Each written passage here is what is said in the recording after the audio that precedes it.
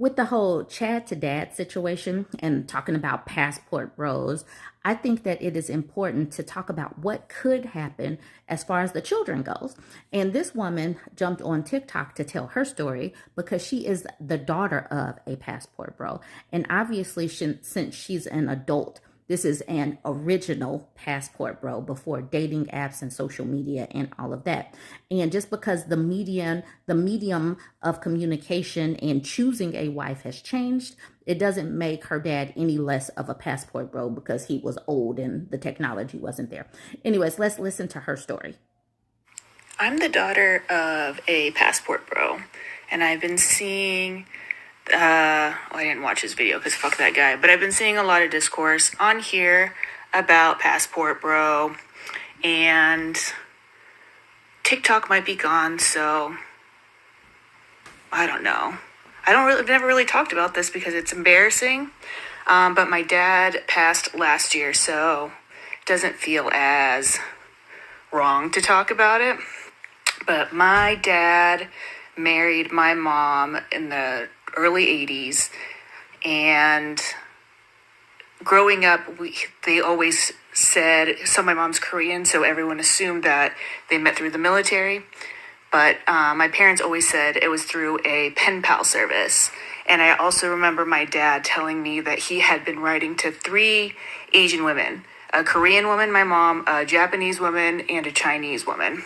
Somehow my mom, I don't know, I can't remember why she was the one, but I did see like a letter he had written her.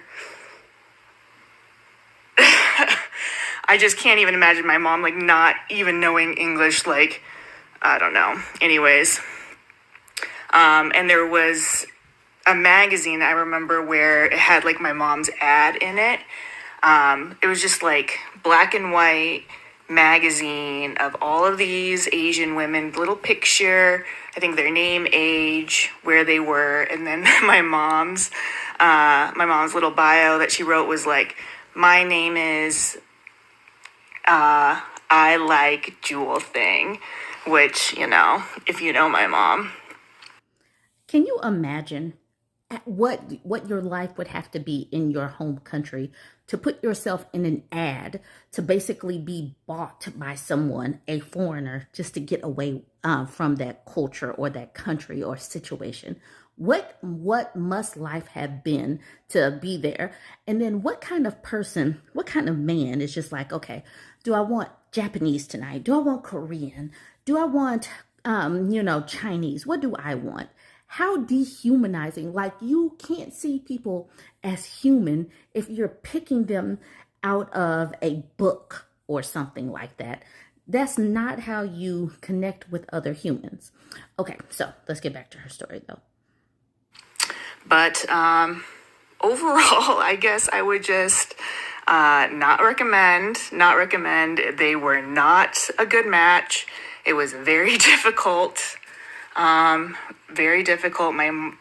Just watching my dad treat my mom like garbage all the time made me also think like my mom deserved to be treated like garbage. Also, we'd go out into the world and I'd see everybody treat my mom like garbage. Okay, I need to pause there because when you think about the dysfunction in your home, she said that her dad treated her mom like garbage, so she thought that her mom deserved to be treated like garbage. That is another reason why you don't just stay for the kids, because you normalize that type of thing. Obviously, when you're looking through the eyes from a child, you see that this is your basis for what relationships are. Her dad treated her mom like garbage, and she thought her mom deserved to be treated like garbage. That's the reason why you don't just stay when there is emotional or physical abuse, because the child in question will start to think that this is how people deserve to be treated. And then, of course, it made my mom like outrageously angry, rightfully so. So then, even more so, I felt like she deserved to be treated like garbage. All of it is just very messed up stuff. Just to be clear. Okay, now, like I said, those were the thoughts of someone who was a child at that particular point in time. And here now she is clarifying that obviously her mother didn't deserve to be treated like garbage. But think about the cultural aspect of things coming to the United States that's built on sexism and racism, and you're plucking someone up and putting them here that is not of your culture, that's already stereotyped a certain way and looked at a certain way. You're just setting them up to be treated like trash. And obviously, he's not the type, her father wasn't the type to protect this woman because he didn't even see her as human. But let's listen to what she's saying now. Clear, my mom did not deserve to be treated like garbage. You can probably see in some of my past videos, we've come a very long way repairing our relationship. It is honestly a true miracle. She has shown me that really, like, anything is possible. I would have never guessed we would be here where we are today. I don't really want to talk about, I'll have to ask her because it's really her story, like why she was in the position of marrying my dad, but she was like, you know, she didn't have a lot of options. And she didn't meet my dad until I believe the wedding day. If it was not the wedding day, he flew to Korea. It would have been like 1 or 2 days before. My dad always said that he showed up to what he thought was the wedding rehearsal, and it turned out to be their wedding. Yeah, and just like hearing about my mom's like first reactions of just like seeing him. My dad was very tall. He was 6'7". My mom's like under 5 feet. I just really like feel so much for her. I don't know how I just like could never have survived what my mom survived, lived the life that my mom lived. It's honestly like, it's overwhelming to think about.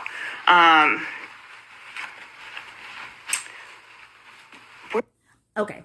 This is the reason why it is so important to listen to women's stories, because sometimes you can base your opinions on someone based on what they show you in the moment, but you don't know what the basis of that is. And had she not talked to her mom and gotten the fuller story, she would have continued to believe that her mom deserved what she got, especially when she starts to go into the fact that her mom was actually cruel and mean to her. So you would think, I mean, that's the reason why it's important to know your parents' stories, know your grandparents' stories, just know women's stories, because we didn't just get here in a vacuum. Nobody is just like mean just because they just woke up mean. So there has to be something more to it. And I'm glad that she knows her mother's story. So let's continue to listen to this woman. What else do I have to say about this? What else do you want to know? Actually, I am moving on to this one. So she's commenting on this comment right here. She doesn't read it, so I'll read it to you. This person, V, says he probably picked your mom because she was more submissive. The guiltiness you most feel for treating her like that. I'm sorry, the guiltiness you must feel for treating her like that. I'm not sure. I hope you made it up to her. So that is what she is about to comment on. He probably picked your mom because she was more submissive. All right, now let's watch her speak on that.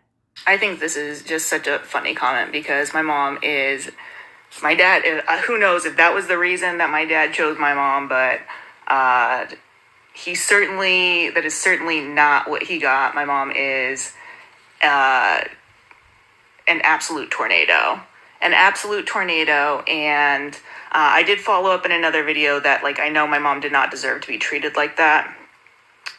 To defend myself, also as a child, my mom was extremely cruel to me. She was very, very, very mean to me. And through lots of therapy and like medication on both sides, we have come in an incredibly long way. I would have never imagined I would have a relationship like this with my mom. And I don't know, I have somebody on my side somewhere out there, because one of the things that really helped our relationship is my mom said that she got a vision from God where God showed her all of the terrible, mean, cruel things that she had ever done to me. And it was a shock to her. She was then able to like fully understand and see where I was coming from. which, I mean, like, what a blessing, right? Okay, so this next video that I'm going to show you, she's talking to her mom, and it would be amazing if other people who have a mom wound actually got a mother that looked back and said, I made a mistake here. I apologize. Let's fix it. I was mean. And you can just, talk about these situations and how they made you feel without that parent being defensive or mean or acting like it didn't happen or whatnot. So that's the reason why I wanted to put the mom in here, because it just shows you that sometimes healing those mom wounds, it's definitely possible. But like I said, you have to be open to hearing the story of the women in your life. And the women's stories are so important. So let's listen to her mom and her talking to her mom. So, Mom, did we have a good relationship when I was a kid? No, it wasn't, because I was controlled as a Korean mom. Everything, I want to be perfect to my children. I want to be my children a win-win, not losing. And I want to be my children's success. And I want to always compare to somebody. And I want to be, my children is not bad behavior in front of people. And so kind of like a cover up. What do you mean? When you, in front of people, you pretend to be, I'm a just perfect family. I'm a great mom. My children is a great children. And then behind the back, just was not good mom, because always a push to education. I relate to this so hard because this is what Black families do as well. We have to present ourselves. We have to push our children because we know that our children have to be 10 times better than white children. And like she said, you have to put on a mask for all these other cultural reasons. You have to push hard when you are the other in a country so that you don't get looked at strange and all of that stuff. So I relate to this so hard because we're still doing this here in America. Like, just to be accepted, to succeed or whatever, you have to push your kids like this. So I do understand where this mom is coming from, but I also understand that the daughter didn't see this or understand that that is the reason why her mom pushed like this. Now, this woman could have been cruel and mean or whatnot, but that could also be because she was treated like here in America. So I'm sorry for editorializing. I just really felt that to my core when she was talking. Push best, without the love. But I learned that losing relationship between children forever. But the good things, I realized that relationship is a very important.